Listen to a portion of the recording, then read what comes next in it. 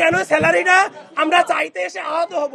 কেন আমাদের গেটে ঢুকতে দেওয়া হবে না? কেন আমাদের ফিমেল এজেন্টকে গায়ে ব্যাট টাচ করা হবে, তাকে প্রকাশ্যে থাবা মারা হবে? এটা কেন হবে?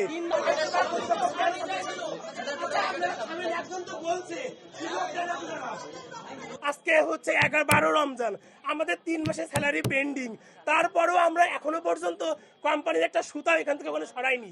আমরা হচ্ছে 999-এ কল করা হয়। কল করার পরে আমি নিজে কথা বলছি, আমি ইনশিওর করছি যে আমি কথা বলছি, আমার নাম প্রমি। তো আমি বলছি যে আমি প্রমি কথা বলছিলাম, যখন অন্য এজেন্টের মাধ্যমে তারা কেউ কথা বলতে চাচ্ছে না, আমাকে সবাই ফোর্স করছে, আপু আপনি একটু কথা বলেন, আপু আপনি একটু কথা বলেন।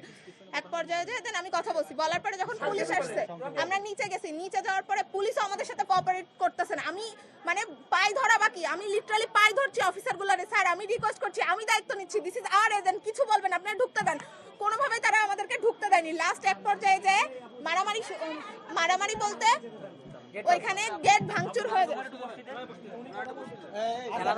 গেট ভাঙচুর করা হয়, আমাদের একটা এজেন্টই হয়, তখনও পুলিশ একটা কথা বলছে না। এবং আমাদের মিঠুন স্যারকে তখন তারা তাদের হেফাজতে রাখছে, যে কারণ যাতে আমরা কিছু না করি। আমরা কিন্তু আমাদের মিঠুন স্যারকে কিছু বলেনি, উনি তখন আমাদের পাশে থেকে অন্য পুলিশের যারা ছিল তারা আমাদেরকে চিল্লাই বলতেছে যে আপনারা কি, আমরা তো এখানে নাটক দেখতে আসছি, আমরা নাটক করছি, আমরা এজেন্ট।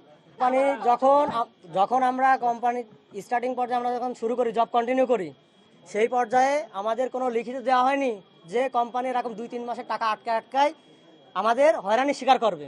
প্রথমত বিগত 2 বছর ধরে কোম্পানি 5 দিন, 10 দিন, 15 দিন, 20 দিন এরকম করে ডিউ করে 1 মাস, এবার গেছে 2 মাস আমরা ধার দিন। আমরা যখন যাই এইচআর ডিপার্টমেন্টে যখন যাই, তখন আমাদেরকে বলা হয় আপনারা ম্যানেজ করেন, টাকা ম্যানেজ করে চলতে লাগেন, কোম্পানির আর্থিক অবস্থা খারাপ, কোথা থেকে টাকা দেবে কোম্পানি?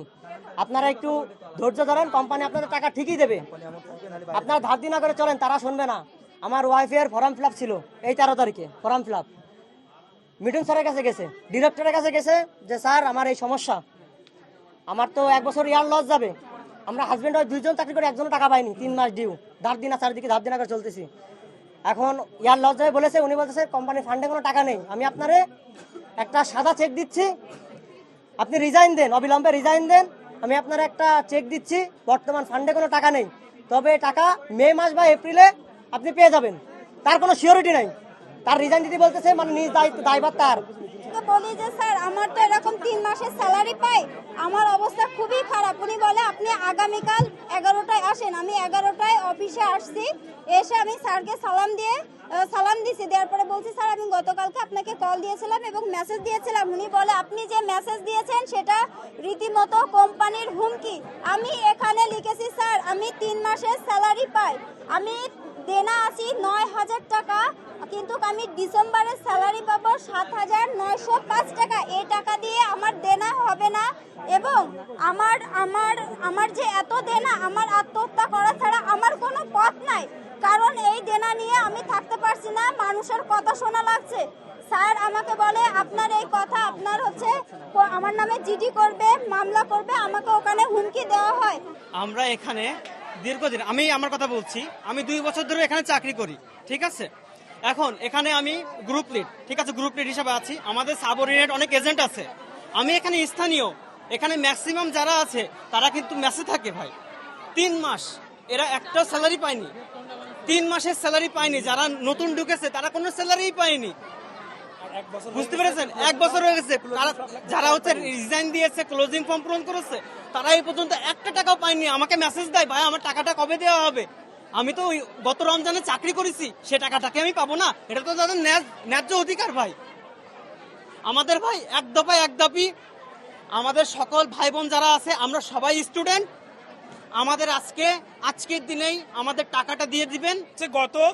আমাদের হচ্ছে অফিস বন্ধ হয়েছিল একদিন, আমরা মোটামুটি 16 তারিখে স্যারের সাথে দেখা করতে যাই, মিঠুন স্যারের সাথে।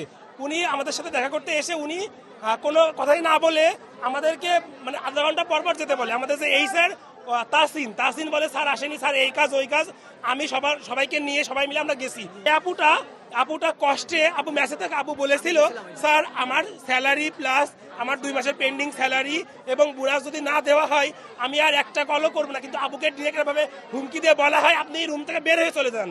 এটা আপু মানে চোখ মুছতে মুছতে রুম থেকে বের হয়ে চলে আসে। পরে দেখতেছে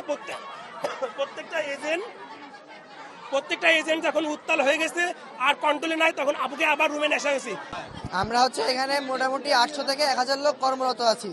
এখানে আমরা সর্বনিম্ন 15 থেকে শুরু করে 50,000 টাকা পর্যন্ত টাকা মানে পাউন আছে কোম্পানির কাছে। যখন আমরা টাকাটা মানে দাবি করতে যাই, তখনই কোম্পানি আমাদেরকে বিভিন্ন হুমকি দেয় এবং কি আমাদের গেট থেকে বের করে দেয় এবং বেশি কথা বললে সরাসরি কোম্পানি থেকে টার্মিনেট করে দেয়।